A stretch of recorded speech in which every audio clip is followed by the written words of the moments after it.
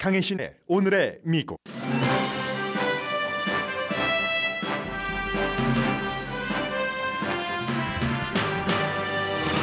공화당 전국위원회는 예비선거 시작임에도 불구하고 트럼프 전 대통령을 공화당 대선 후보로 선언하기 위한 결의안 초안을 마련하다 철회했습니다.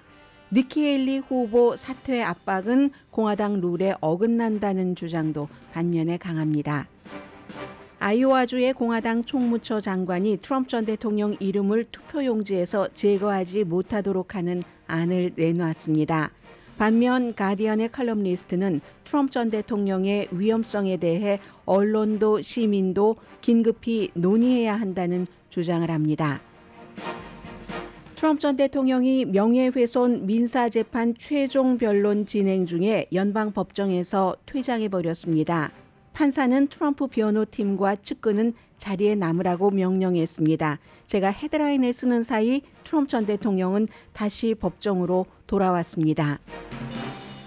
미국 주지사의 반이 국경 분쟁에서 연방과 대립하는 텍사스주를 지지합니다. 버지니아 그리고 많은 남부주 29명의 주지사가 주 정부가 연방 정부에 대해서 자율권을 갖고 있다고 주장하는 서한에 서명했습니다. 엘라바마주에서 세계 최초로 질소가스 사형이 집행됐습니다. 연방 대법원이 집행유예를 거부한 뒤 집행된 이 결과를 세계가 보도합니다. 소니아 소토마요르 대법관은 이전에 시도되지 않은 처형 방법을 테스트하기 위해서 사형수를 실험용으로 선택했다고 비난했습니다. 미국 부모의 14%는 성인 자녀에게 재정 도움을 받습니다. 반면 성인 자녀를 돕는 미국 부모는 거의 반 정도입니다. 청바지의 대명사 리비 스트라우스가 적어도 10%의 직원을 감원한다고 발표했습니다. 1년에 1억 달러 비용 절감을 하는 돈입니다. 미국과 세계 언론이 김건희 여사의 디올백 스캔들을 보도하기 시작합니다. 여러분 안녕하십니까? 오늘의 미국 강혜신입니다. 오늘 지금 텔레비전 케이블 뉴스는 전부 트럼프 전 대통령이 갑자기 법정 밖으로 뛰쳐나갔다 이렇게 표현을 했거든요. 지금 민사 사건이고 사건 내용 자세히 말씀드리지는 않겠습니다. 이진 캐롤이라는 칼럼니스트에 대해서 성폭행을 했다는 혐의에 대해서는 이미 유죄 판결을 받았고 거기에 대해서 이제 500만 달러 보상하라는 판결도 받았는데 그 이후에도 대통령이 대통령직에 있으면서 계속 내가 저 여자를 어떻게 하고 싶을 정도냐, 내 타입이 아니다, 거짓말장이다, 나는 한 번도 만난 적도 없다, 본 적도 없다 등등의 말을 대통령이 해서 본인이 이제 명예가 굉장히 훼손됐다고 해서 다른 또 이제 그 재판을 했고 거기에 대해서 또 유죄 판결이 나와서 오늘은 결국은 이제 이번 금요일이 오늘이네요. 오늘 오후쯤에는 결정이 되는 액수입니다. 손해배상 액수에 대해서 하는 그런 건데 법정을 나갔다가 들어왔다를 계속하고 있고 이 내용은 이제 뒤에 잠시 말씀을 드리겠고 지금 미국이 어떻게 돼가는가 여러분들께서도 아마 이 내용 너무 힘들고 지겹고 나는 관심 없어 이렇게 생각하실 분들이 많으실 텐데 먼저 저도 이제 들어오기 직전에 본 하나의 그 칼럼인데요. 그 칼럼부터 살짝 소개를 해드리고 여러분들은 지금부터 9개월 남은 9개월인가요? 2월 초 얼마 남지 않았으니까 이번 또 주말에 이틀 우리가 또 써야지 되고요. 그러니까 그 정도의 기간 동안 어떻게 할 것인가 마음을 지금 결정하실 수도 있겠네요. 가디언의 칼럼니스트인 마가렛 설리반 씨가 이분은 이제 미디어 또 정치, 문화에 대해서 칼럼을 쓰시는 분입니다. 누가 출마하느냐가 아니라 미국 대통령 선거에 대해서 과연 미국의 민주주의가 지속될 수 있느냐 이런 문제입니다 하면서 아주 길게 칼럼을 썼는데요. 그 가운데서 제가 이제 중요한 부분만 전해드리자면은 이제 누구나 다 압니다. 아무리 니키 헤일리가 버티기를 한다 할지라도 오늘 월스트리트저널의 패기 누난이라는 컬럼리스트도 니키 헤일리는 트럼프와 계속 싸워야지 된다 예비선거에서 라고 주장을 했지만 그렇다 할지라도 뉴햄프셔주의 예비선거 결과 트럼프 전 대통령이 승리한 그것으로 인해서 11월 달에 전선은 이미 그려졌다 하는 게 컬럼니스트의 얘기입니다.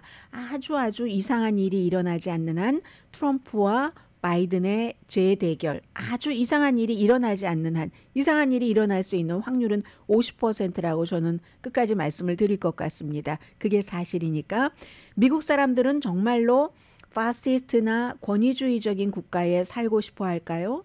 결과를 안다면 그렇지 않을 겁니다. 그런데 지금 중요한 것은 이제 트럼프 전 대통령이 이미 내가 대통령이 되면 정치적인 적들에게 복수하겠다. 그 많은 공약들을 해놨고 그 같은 공약조차도 트럼프 전 대통령을 지지하시는 분들이 너무 좋아하니까 어차피 미국은 민주주의고 그런 분들의 뜻에 따라서 다수의 원칙이 대통령을 선택을 하니까 어쩔 수 없는 일이고 그런데 이제 이 칼럼니스트는 설리번 씨는 정말로 그렇게 된 이후의 결과를 아신다면은 그렇게 살고 싶은 사람이 많지는 않을 겁니다라고 우선은 지적을 하고요. 그런데 불행하게도 뉴스가 제대로 된 뉴스가 날마다 줄어들면서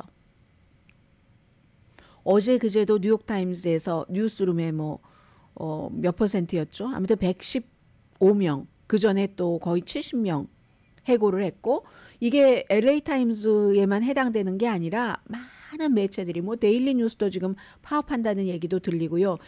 인공지능 그리고 이제 소셜미디어의 등장 등으로 인해서 어쩔 수 없는 결과입니다. 그래서 이 칼럼니스트도 제대로 된 뉴스가 날마다 사라지고 줄어들면서 어느 때보다 언론의 역할을 얘기를 하는데 뉴욕타임즈를 지적을 합니다.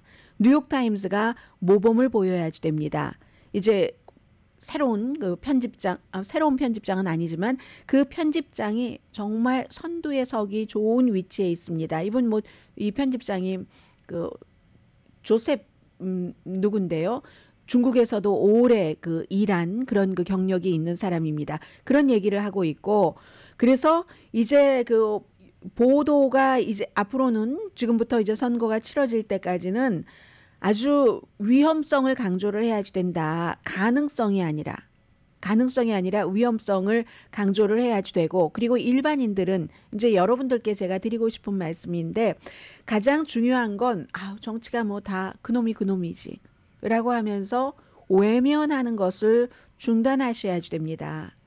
정치나 국가의 미래에 관심을 두지 않는 것, 막 손사래를 치면서 그래봤자 소용없어. 이걸 멈추셔야지 된다는 겁니다. 왜냐하면 너무 피로감이 있기 때문에 어차피 내가 할 수 있는 일도 없는데 그러한 것들이 이제 이 가디언의 칼럼니스트는 트럼프 전 대통령의 임기 2기를 걱정하는 사람이기 때문에 트럼프 전 대통령이 대통령이 되는 것을 우려하는 거죠.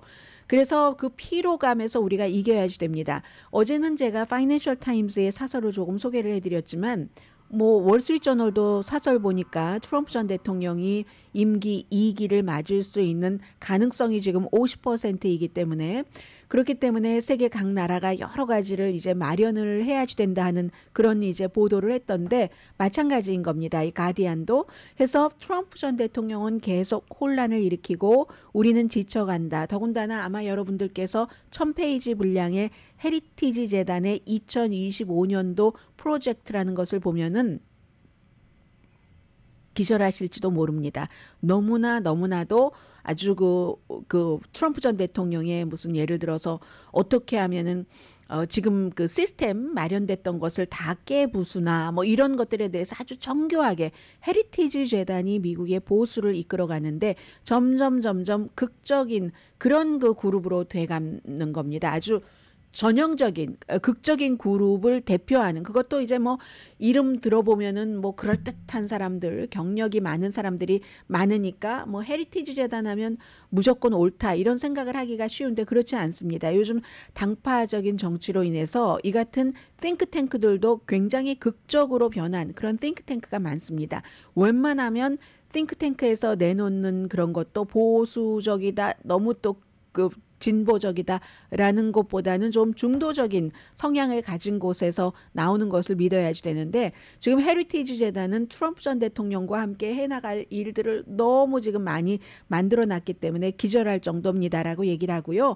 정치부의 기자나 일반 시민이나 모두 앞으로 9개월 동안 본격적인 학자일 필요는 없지만 그렇지만 위태로운 상황을 이해하고 거기에 따라서 그 관심을 필요하다 하면서 더 이상 관심을 갖지 않는 일 이런 것은 안 해야지 된다. 상황을 굉장히 진지하게 받아들여야지 될 때다. 이게 가디언의 그 마거렛 솔리번 컬럼니스트의 글이고요. 이제 오늘 잠시만 브리핑을 해드리자면은 거의 모든 공화당은 트럼프 전 대통령에게 줄서기를 합니다. 이미 그가 대선 후보가 될 것을 알고 있기 때문에 일부는 트럼프 전 대통령이 손사래를 칠 정도예요. 어제 이런 해프닝이 있었죠.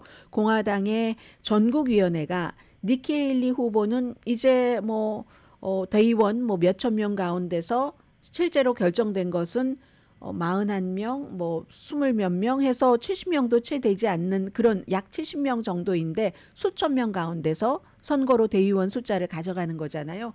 그런데 벌써 니키 헤일리에게 나가라, 물러나라 하면서 결의안을 만들고 있었습니다. 니키 헤일리는 이제 시작인데요 라고 얘기하면서 남아 있겠다고 하는데 물론 그림상으로는 니키 헤일리가 더 이상 이길 곳이 없어 보이긴 합니다.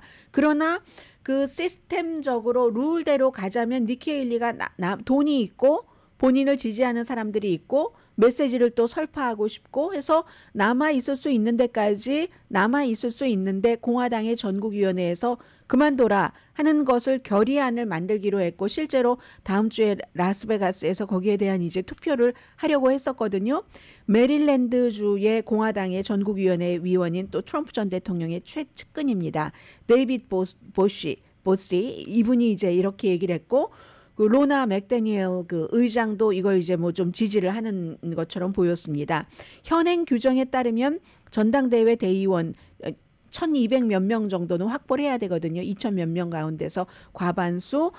그런데 이제 이렇게 하려고 하니까 트럼프 전 대통령이 오히려 아니다. 이거 우리 올드 패션드 웨이로 가야지 된다 하면서 그 사이에는 계속 또 사임하라고 본인은 니키 헤일리 사임하라고 비난은 하면서 그래도 이 공식적인 것은 가야지 된다. 투표 구식으로 올드 패션드 웨이로 투표 끝까지 할 때까지 후보가 사임할 때까지 그 말은 하지 않았지만 그렇게 절차를 마무리해야지 된다 해서 전국위원회에서 니키 헤일리 그만 트럼프가 우리의 대선 후보야 라고 도장을 찍어주려고 했는데 트럼프의 만류로 이게 이제 무산돼 버렸거든요. 이제 트럼프 전 대통령은 이런 그 위험성은 경고를 했죠. 니키 헤일리 후보에게 선거 기금을 기부하는 사람은 마가에서는 받아주지 않을 거야. 나중에 내가 대통령이 돼도 여러분들 기업인들의 경우는 뭔가 다 주고받는 게 있지 않겠어요? 안 받아줄 거야. 니들이 하는 것 안 받아줄 거야. 이런 식으로 이제 대통령이 실제로 전 대통령이 위협도 했고 그리고 공화당의 전국위원회도 니키 헤일리가 조금이라도 더 선거 자금을 가져가는 것을 걱정하는 거죠. 웬만하면 어차피 트럼프 전 대통령이 후보가 된다면 트럼프 쪽에 선거 기금이 있는 게 훨씬 낫기 때문에 그런 거죠. 아무튼 그래서 이렇게 공화당은 기득권에서도 트럼프 전 대통령을 중심으로 알아서 뭉치고 있다. 트럼프가 하지 말아라 할 때까지 알아서 뭉치고 있는 겁니다. 그리고 트럼프 전 대통령도 당의 화합을 얘기를 합니다. 그런데 트럼프가 얘기하는 당의 화합이라는 것은 나를 중심으로 뭉쳐라 하는 그런 화합이고요. 뭉치지 않는 것처럼 보이기는 합니다. 왜냐하면 일부에서는 월스트리트저널의 패기 누난 칼럼니스트 같은 경우도 니키 헤일리는 오히려 지금부터 전력 투구를 해야지 된다. 헤일리는 싸울 권리가 있다 하는 칼럼을 썼거든요. 그리고 특히 이제 공화당에서도 여성들 교육을 많이 받고 교회의 여성 유권자들은 이 트럼프 전 대통령이 니키 헤일리를 세대가리라고 부르고 볼드 브레인이라고 부르고 그런데 이걸 어떻게 용납하지 않는다. 그런 여성 유권자들은 이라고 얘기를 하면서 한때 사우스캐롤라이나주에서 본인이 살던 동네에서 미스 바버그 대회에 참가를 해서 This land is your land, this land is my land. 왜냐하면 부모가 이민자이고 이민자의 딸이니까 이런 노래를 자랑스럽게 부른 니키 헤일리가 아닌가 이렇게 얘기를 하면서 트럼프 전 대통령은 대통령이 되기 전에 미스 USA 선발대회의 주인 아니냐 그러면서도 여성의 특정한 부위를 꽉 부여잡은 남자. 공화당 여성들도 여성의 권리에 대해서 정말 중요하게 생각하고 있다는 것을 알리기 위해서라도 니키 헤일리요 계속 할 수 있는 한 이 예비 선거에서 트럼프 전 대통령의 여러 가지에 대해서 얘기를 해달라라고 말합니다. 그리고 이 컬럼도 아주 긴데요. 중요한 부분, 마지막 부분만 우선 말씀을 드리자면, 그런데 이제 그 니키 헤일리가 이번 예비 선거에서 분노하지 말고 목소리에 부담 주지 말고 소리 너무 높이지 말고 그렇게 해라. 본인이 이 패기 누난이 레이건의 그 연설문 작성자였기 때문에요. 레이건 대통령을 위해서 연설문을 쓸 때 박수를 바라지 않고 막 너무 과하게 안 했다는 거예요. 부드럽게 전달을 했는데 그걸 또 레이건 대통령이 잘 전달을 했기 때문에 굉장히 사람들이 감동하고 결과가 있었으니까 트럼프 전 대통령에게 소리 지르지는 말고 트럼프만큼 재미있는 사람이 아니라는 것, 흥미진진하지 않다는 것을 인정을 하시라. 괜찮다. 왜냐하면 대통령이 되겠다는 사람은 남을 즐겁게 엔터테이닝 하려고 하기 위해서가 아니라 국가를 이끌기 위한 것이 목적이니까. 트럼프 전 대통령은 지금 분노의 사이클에서 분노를 지금 하고 있다라고 얘기를 합니다. 아마 지금쯤이면 헤일리에게 무엇이라고 별명을 붙일까 하는 것을 세 대가리 이외에요. 연구를 하고 있을 것이다라고 얘기를 하면서 니키 헤일리가 그 CPA 훈련을 받은 사람입니다. 그래서 어쩌면 좀 그 똑똑하고 과묵하고 정확하고 이럴 수는 있는데 그래도 속도 조금 늦추고 또 목에 너무 힘주지 말고 솔직하게만 얘기를 해라. 이제는 핵심으로 갈 시간이다. 이 패기 누난이요. 다른 공화당의 연설문 작성자 그 랜든 그 파빈이라는 사람의 충고까지 곁들여서 니키 헤일리에게 일단은 아직은 이제 멈추지 말아라라고 얘기를 하고 있습니다. 2,368명 대의원이 지금 남아있거든요. 다음에 이제 라스베가스 조금 복잡하긴 하지만 네바다주에서 코커스와 예비선거가 치러지고 그 다음에 이제 사우스캐롤라이나주로 가죠. 그리고 또 한 사람은 아이오와주가 이번에 트럼프 전 대통령이 이겼죠. 주지사는 론 디센티스를 지지했지만 아이오와주의 폴 페이트 총무처 장관은 아예 지금 여러 주에서 수정헌법 14조를 동원을 해서 트럼프 전 대통령을 이 그 투표용지에 이름을 올리느냐 올리지 않느냐 이걸 이제 지금 점검을 하잖아요. 아예 그걸 하지 못하게 하는 그런 안을 내놨습니다. 이렇게 했습니다. 투표용지에 대통령 후보 이름을 올리는 것은 출마하기 위한 법적 요건을 갖추는지 그걸 알아보기 위해서인데 그런 건 이름, 거주지, 뭐 이런 시민권자 여부 이런 조건이다라고 얘기를 합니다. 그러니까 그 밖에는 아무것도 안 보겠다는 거죠. 우리가 아는 한 트럼프 전 대통령은 대통령이 되기 위한 헌법적인 요건을 충족했고 대통령 자격을 박탈하는 혐의로부터 유죄 판결을 받은 적도 없다. 아이오와주가 명확하게 하겠다라고 얘기하면서 또 후보자에 대해서 중범죄 받았을 경우에 여러 가지 금지하는 것, 연방 의원들, 연방 정치인들 그런 것 있잖아요. 대통령에게는 없어도 그것조차도 아예 우리 주는 없애버리겠다. 중범죄로 유죄 판결을 받은 사람의 공직 유지를 금지하는 현행 아이오와주법도 폐기하는 이런 것을 내놨습니다. 트럼프 전 대통령이 지금 91개 중범죄 혐의를 받고 있잖아요. 대통령으로서는 저촉되지 않지만 아무튼 장애물 없애줄 수 있는 모든 장애물을 다 없애주겠다. 알아서 다 지금 해주고 있습니다. 이기는 사람을 좋아하잖아요. 미국에서는. 아무튼 그런 일이 있고 오늘 이제 해프닝은 뉴욕의 이 법원에서 트럼프 전 대통령이 이제 그 이진 그 캐롤이라는 컬럼니스트의 변호인이 최종 그 변론을 진행하던 중이었습니다. 뭐 원고의 최종 변론 그리고 이제 피고 측의 최종 변론이 있는데 원고 측이 최종 변론을 할 때 그 이진 그 캐롤 변호사가 배심원들에게 얘기를 하는 거예요. 트럼프 전 대통령이 마치 법이 자신에게는 적용되지 않는 것처럼 행동하고 있습니다. 배심원 판결도 존중하지 않습니다. 그래서 배심원들이 그렇게 하지 말라고 했는데도 판결이 나온 뒤에도 계속 이진 캐롤을 대통령으로서도 공격을 했고 지금도 공격을 하고 있고 비정상적인 행위를 정상적으로 하고 있습니다. 이렇게 얘기할 때 막 자리를 박차고 나갔대요. 그런데 뭐 트럼프 전 대통령이 법정에서의 갑작스러운 퇴장도 처음은 아닙니다. 전에 이제 그 본인의 변호사 해결사였었던 마이클 코헨이 증인석에서 뭔가 얘기하고 할 때도 마음에 들지 않으면 기분 나쁘면 확 그냥 법정을 차고 나가고 그리고 이제 또 판사가 무엇인가를 요구를 했었을 때 요구 내지 요청을 했었을 때 그 마음에 들게 해주지 않으면 또 확 법정을 밖을 차고 나가고 하거든요. 뭐 어떤 그 매체는 씩씩거리면서 법정 밖으로 나갔다 이런 표현도 했는데 아무튼 그러자 루이스 카플란 판사가 딱 이건 퇴장한 것을 기록으로 남기겠습니다. 공지를 했고 트럼프 변호사들 나가지 마십시오. 그리고 이제 주변에 뭐 자문도 있고 했어요. 그 사람도 나가려고 하는 그런 모습을 보였거든요. 남아 있어라. 오더 명령을 내려버렸습니다.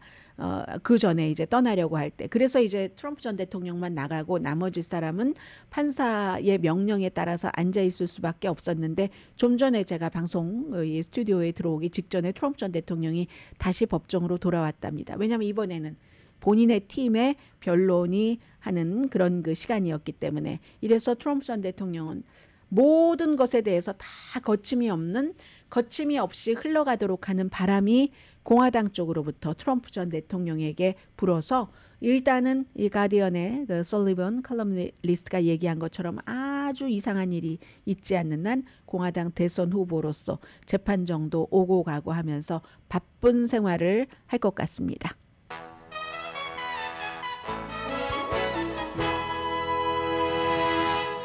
잠시 뒤에는 하나를 전해드리고요. 이제 이민이 굉장히 중요하니까 이민에 대해서 전부 공화당 주지사 쪽으로 몰리는 그런 주지사들이 많고요. 또 하나는 이건 제가 아침에 말씀드리기 굉장히 무거운 주제이긴 합니다만은 세계에서 처음 있었던 일이고 미국의 그 제도에 대해서 한번 쫙 돌아볼 수 있는 기회가 되거든요. 잠시 뒤에 뵙겠습니다. 라디오 서울 방송 오늘의 미국 듣고 계십니다.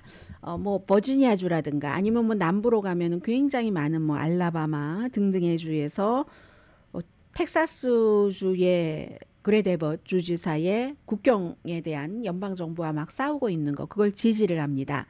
25명의 주지사가 이미 이제 이런 부분에 대해서는 국경 문제에 대해서 연방 정부가 국경을 제대로 지키지 못해서 주정부가 굉장히 어려움을 받으니까 이건 주정부가 그 본인들의 형편에 맞게 뭔가를 해야지 된다 하는 것을 쫙 그 편지를 써서 서로 서명을 했거든요. 국경 정책에 대해서 주정부와 연방 정부가 갈등을 할 때 이걸 이제 이민법이라는 큰 틀에서 보면은 연방법이 우선인 게 맞고 그래서 얼마 전에 연방 대법원에서도 그 텍사스가 맘대로 이렇게 그 와이어 같은 거 철조망을 쳐놓은 것도 제거해라라고 이제 그 판결을 내렸잖아요. 그런데 막상 주지사 이게 이제 거의 공화당의 주지사들인데 주정부와 연방 정부가 국경 정책에서 갈등할 때 우리는 주정부 텍사스 주지사의 편을 든다 하는 얘기를 하고 있습니다. 그래서 헌법 4조 그리고 헌법 1조 뭐 여러 가지 뭐 헌법에 상해서 뭐 주정부가 주민들을 지키는 것도 뭐 우리의 의무다 뭐 이런 얘기 등등을 하고요. 특히 이제 유명한 버지니아주의 글렌 영킴 주지사라든가 크리스 수누노 뉴햄프셔 주지사 며칠 전에 선거 치를 때는 니키 헤일리 후보를 지지했고 역시 뉴햄프셔주에서도 이 이민이 굉장히 중요한 이슈였고요. 당연히 플로리다주의 론 디센티스 주지사도 여기에 찬성을 했고 그 밖에는 뭐 알라바마, 알칸소, 루이지아나, 몬타나, 뭐 네바다, 오클라호마 이런 주, 뭐 사우스캐롤라이나, 웨스트 버지니아 이런 주에서 그렇게 지지를 했습니다. 당연히 이건 이제 트럼프 전 대통령도 마찬가지로 텍사스 주지사를 지지를 하는 거죠. 바이든 대통령에게 굉장히 어려운 이슈입니다. 그리고 지금부터는 미국의 사형제를 말씀을 드리겠는데 이것도 뭐 주마다 약간 다르지만 한 미국의 반 정도의 주에서는 사형이 합법이고 집행이 됩니다. 그런데 어제 저녁에 미국이 아니라 세계에서 최초로 질소를 사형수에게 주입을 해서 사형을 시켰습니다. 보통 이제 독극물로 하잖아요. 그런데 이제 이 독극물이 너무 그 유럽 연합이나 뭐 유럽 국가에서 수출도 안 하고 그리고 나서 그게 2018년이었다고 하던가요. 그 이후에는 미국에서도 파이저사에서도 우리가 사람을 사형시키기 위해서 이러한 약품은 팔지 않겠어 하고 그런 약품을 팔지 않기 시작했거든요. 그랬더니 원래는 영국과 유럽연합이 이 같은 수출을 금지한 게 2011년이네요. 그리고 5년 뒤에 파이저도 더 이상은 안 판다 하고 나니까 이 같은 약물을 구하기가 굉장히 힘들어졌고요. 그리고 미국에서는 여러 방법으로 사형을 집행하는데 교수형으로 사형을 집행하는 곳도 있고 대체적으로 이제 약물 집행을 하고 약물 주입은 텍사스주에서 제일 처음 시작했습니다. 1982년도. 텍사스주가 미국에서 사형 집행이 굉장히 많으니까. 그밖에 교수형뿐만이 아니라 총살형으로 집행하는 것이 합법인 주도 있고 전기의자도 있잖아요. 그래서 아무튼 지난해에는 미국에서 24명 사형 집행이 됐고요. 대부분이 이제 플로리다주 아니면은 텍사스주였는데 전부 약물 주사였습니다.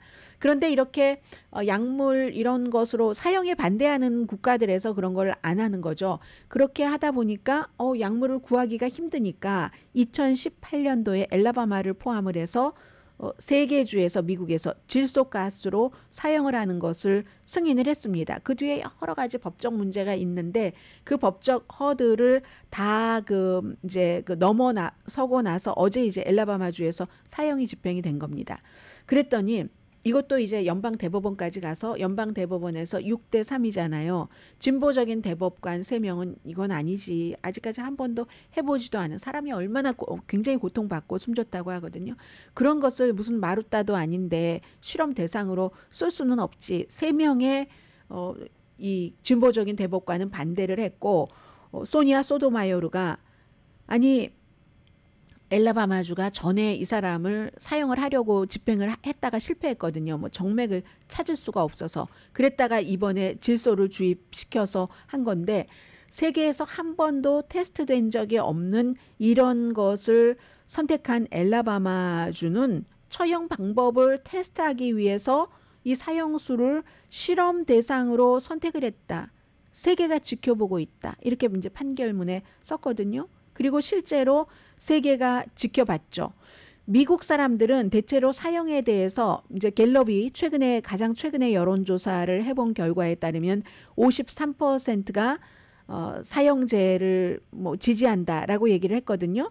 그런데 이건 30년 전에는 80%가 사형제를 지지했는데 점점 사형에 대해서 사람들이 이제 반대를 하는 것이 많은 겁니다.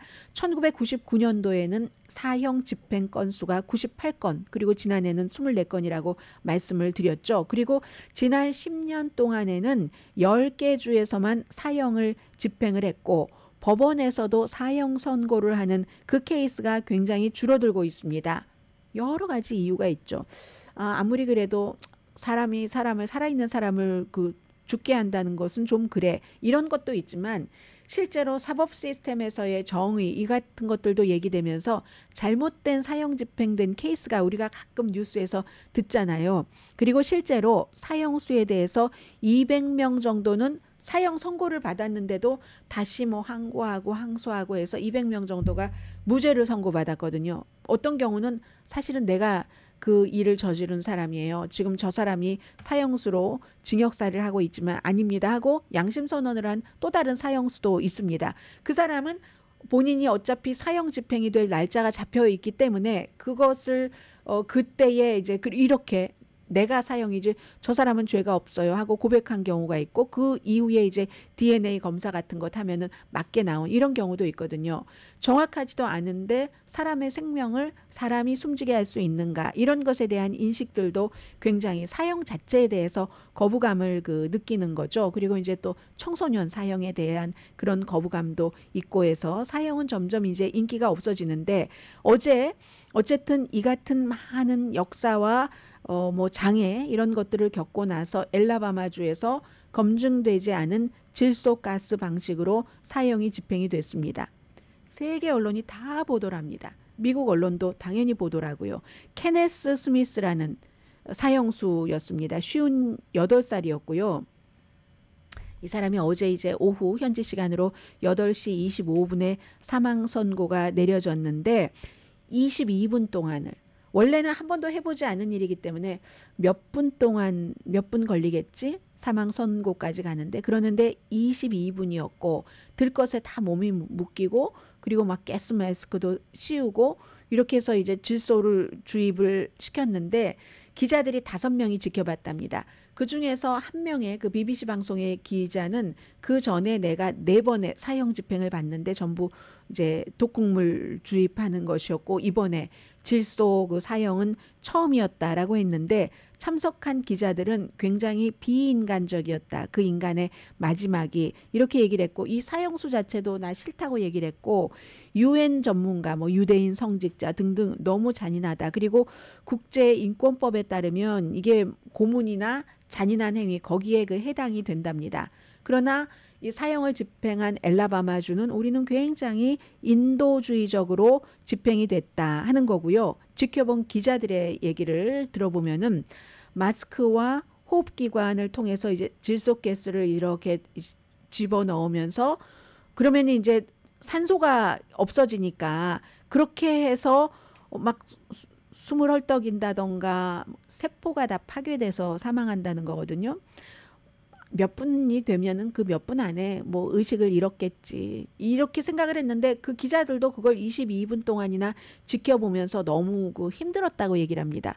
질소 가스 자체는 독이 없죠. 그러니까 우리가 먹는 채소 같은 거 여러분 뭐 다 깨끗하게 소독되고 그리고 먹을 수만 있게 ready to eat 되게 된 그런 채소에다 질소가스 주입하는 거잖아요. 그 자체는 독이 없습니다. 그런데 뭐 질소가 대기에 4분의 3이 있으니까는요. 그런데 그 순수하게 농축된 질소를 이렇게 주입을 하면은 그러면은 이제 그 산소가 없어지면서 뭐 의학적인 어떤 그 용어가 있더군요. 그러면서 이제 굉장히 고통스럽게 숨진다 하는 겁니다. 그래서 이제 세계에서 이 내용을 지금 전부 보도를 하고 있고요.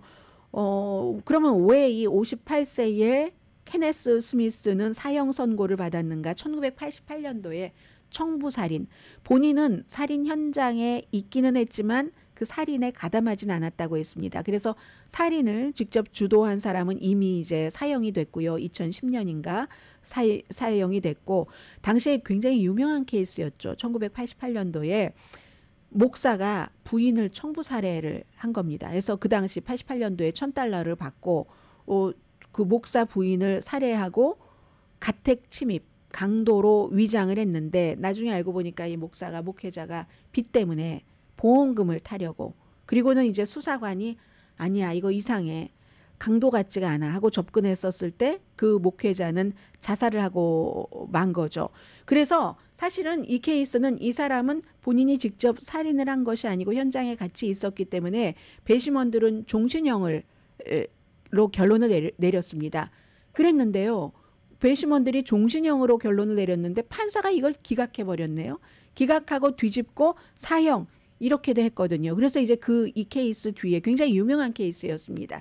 이 케이스 뒤에 이제 법도 판사가 그 뒤에 뭔가를 뒤집지 못하도록 바꾸고 하긴 했는데 어쨌든 인간이 21세기 2023년도에 검증되지 않은 질소로 누군가가 고통스럽게 숨져가고 이걸 다 이제 누군가는 또 봐야지 되고 그래서 그 여성의 가족들은 뭐 이게 축하할 일은 아니지만 피해자의 아들도 얘기를 하는데 그 마이크 세네트라는 사람인데 축하하진 않지만 뭐 스미스가 우리 엄마를 살해했으니까 대가를 치러야지. 그리고 나서도 우리 엄마가 돌아올 수 있는 건 아니잖아. 뭐 이런 사연들이 있는 세계 최초의 질소 주입 사형 집행이 미국에서 엘라바마주에서 있어서 세계가 오늘 다 이 내용을 보도하고 있습니다.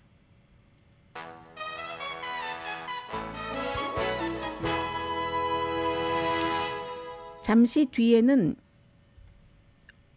많이 보도가 됐던 건데 이게 부모님도 자녀분들도 같이 도움을 받을 수도 있고 도와줄 수도 있고 서로 어렵고 하는 내용 미국의 사회 문제죠. 전합니다. 돈과 연관해서요.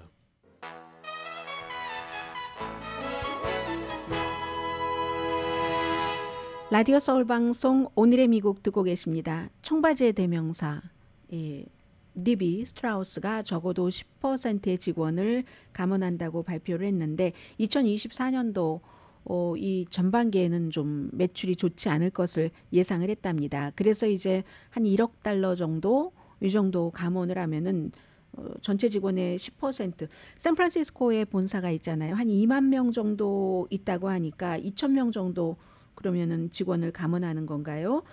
그렇게 되고 감원 자체도 올해 상반기에 한다고 하고 대신에 지금 미국의 많은 매체가 뭐 언론계를 포함을 해서 결단을 내리는 시기 같아 보여요. 뭔가 이제 구조조정, 비용 절감. 그러나 비용 절감도 이미 그전에 다 했었던 회사는 더 이상 할 것도 없습니다. 그러면 더 이상 비용 절감을 하다 보면은 운영을 할 최소 운영이 없어서 이거는 문을 닫느냐 마느냐를 그 다음에는 결정을 해야지 되는 거잖아요.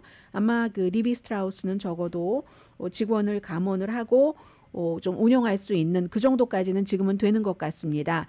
그래서 그러면 플랜이 있어야지 되잖아요. 일단 비용 절감을 하고 나서는 국제적으로 좀 성장을 좀 가속화하는 방법을 찾고 데님 의류를 뭐 진 이런 것을 라이프 스타일 기업으로 성장을 시키겠다. 그리고 이제 싼 브랜드 데니즌이라는 게 있나요? 그 싼 브랜드는 단계적으로 우리가 좀 없애겠다. 그리고 이 그 리비 스트라우스도 지금 이스라엘과 하마스 전쟁에 피해를 봅니다. 홍해를 예멘 반군 후티가 지금 막 그 상업용 선박을 공격을 하고 있기 때문에 막 제대로 기한도 못 맞추고요. 청바지 같은 것도 배로 가는 건데 그 지역의 날씨와 안 맞으면 요즘 유행하는 뭐 컷이 미디가 뭐 9인치냐 10인치냐 뭐 8인치냐 여러 가지 있잖아요. 그런 것들 때문에 굉장히 나쁜 영향을 받는다고 하고 또 하나는 이제 소비자들에게 직접 다가가는 것을 모색을 하겠다 하는데 뭐 이게 리바이스의 모색이 뭐 모든 여러분들 스몰 비즈니스에 다 적용되는 건 아니지만 어쨌든 해본다는 겁니다. 그래서 샌프란시스코 49ers와 리바이스는 산타클라라에 있는 그 풋볼팀 그 홈 경기장 이름은 10년 연장할 가능성은 있대요. 이건 이제 줄일 때는 줄이고 쓸 때는 쓴다는 얘기죠. 1월 30일에 계약이 끝나는데 뭐 1억 7천만 달러 정도 줘야지 되는 이런 것은 그대로 하겠다는 거고 그리고 이제 이런 때에 CEO가 바뀌죠. 이건 뭐 LA 타임스도 마찬가지죠. LA 타임스도 또다시 편집장도 바뀌고 있잖아요.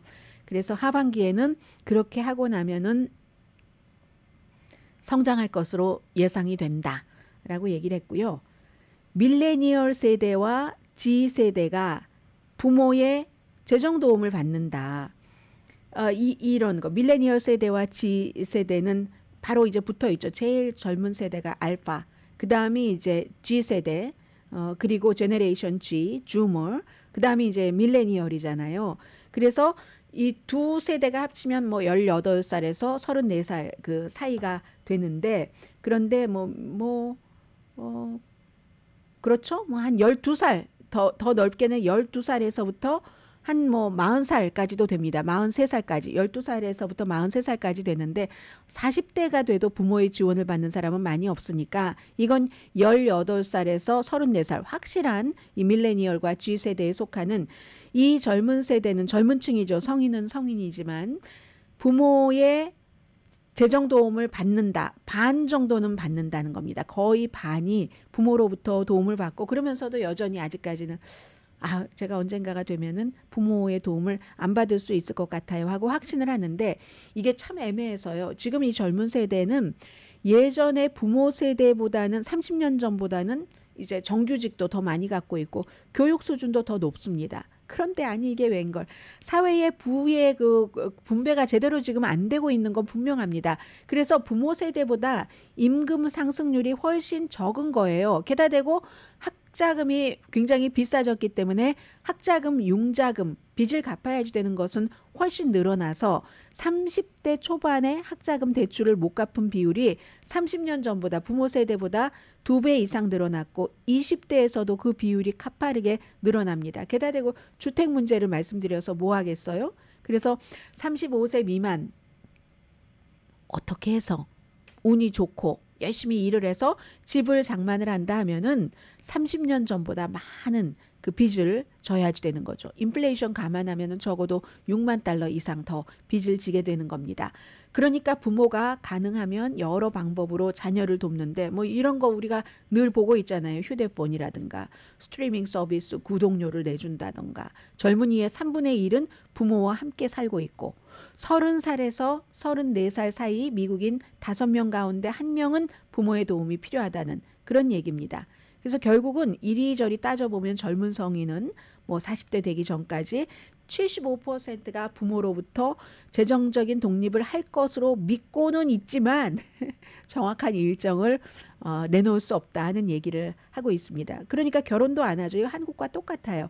1993년도까지만 하더라도 20대 후반은 한 반 정도가 결혼을 했습니다. 지금은요. 20년 지났잖아요. 93년, 2003년, 30년 지났잖아요. 4분의 1만, 25%만 결혼을 합니다. 그리고 35세 미만 미국인이 자녀를 가지시겠어요? 여기에도 영향을 미치는 거죠. 돈이 따라와 주지 않으니까. 그러니까 젊은이들만 힘든 게 아니라 젊은이들을 돕는, 자녀를 돕는 부모님들도 힘들죠. 부모 가운데 3분의 1, 특히 저소득층 부모는 자녀를 도우니까 더 힘드는 거예요. 지금. 그리고 그럼 부모 가운데서 자녀의 도움을 받는 부모는 14% 정도가 된답니다. 젊은 자녀로부터 한 번이거나 아니면 꾸준히 반복적으로 도움을 받는, 부모님들은 그렇게 많이 도우시는데 자녀로부터 도움을 받는 그런 부모님은 14%밖에 안 되네요. 그래서 이제 힘들고 부모와 함께 사시는 분들이 많잖아요. 한국 부모님들은 어떻게 내가 렌트비를 받지? 받으셔야지 돼요. 4분의 3이 렌트비, 그로서리 이런 도움을 부모님들께 드립니다.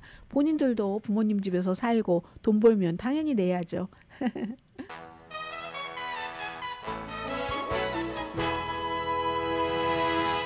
라디오 서울 방송 오늘의 미국 듣고 계십니다. 오늘 미국 매체에서 어제 말씀드렸던 국민의힘 배현진 의원이 15살 중학생에게 이제 돌로 머리를 맞아서 아직 퇴원 안 한 것 같죠. 순천향병원에서 치료받고 있다고 하는데 생명에는 지장이 없고요. 피도 흘렸고 그래도 이제 심각한 출혈이라든가 아니면 골절은 없었다는 이런 것들을 이제 미국의 모든 매체가 보도를 합니다.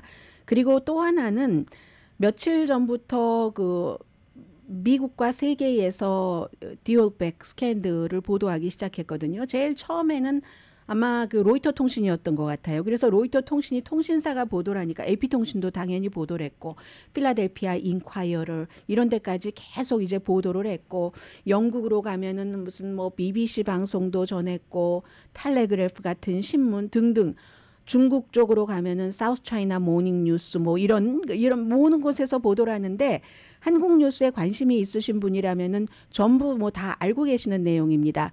누군가가 에브람이라는 이름, 한국 이름이 최모죠? 미국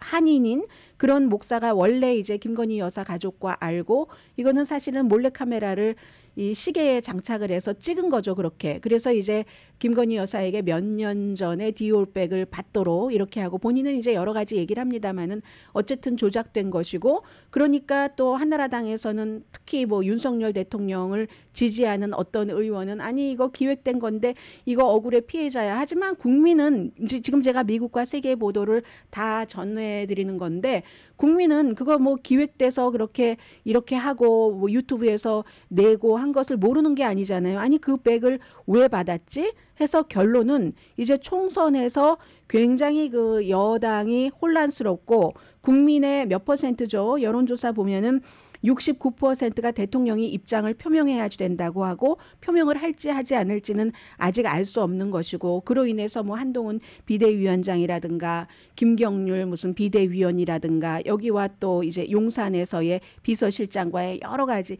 이런 모든 것들도 보도가 되는데 이런 내용이 보도가 되면은 한국이 굉장히 후진 나라처럼 보인다는 거죠. 물론 함정이다 이런 얘기까지 다 있지만 그런데 왜 그 가방을 받았을까? 가져갔을까? 이런 것. 그리고 한국에서는 $750, 100만 원, 그리고 1년에 한 번에 그 정도 1년에 $2,200 딱 이 디올백 가격 그 정도까지만 이제 받을 수 있는 건데 아무튼 이 내용은 이렇게 돼서 굉장히 문제가 되고 있는데 한국이 후져 보이게 해외 언론에서 보도가 계속되고 있다는 것 말씀을 드리고요. 화요일이었습니다. Goodbye Ruby Tuesday를 부른 한국 사람들에게는 the saddest thing으로 잘 알려진 멜라니아 사프카가 76세로 화요일에 루비 튜스데이에 세상을 떠났다고 하는 뉴스 들리더군요. 강혜신이었습니다. 엄마인가 아빠인가가 우크라이나 태생이에요. 그래서 평소에 입었던 옷이 제가 머리에 선합니다.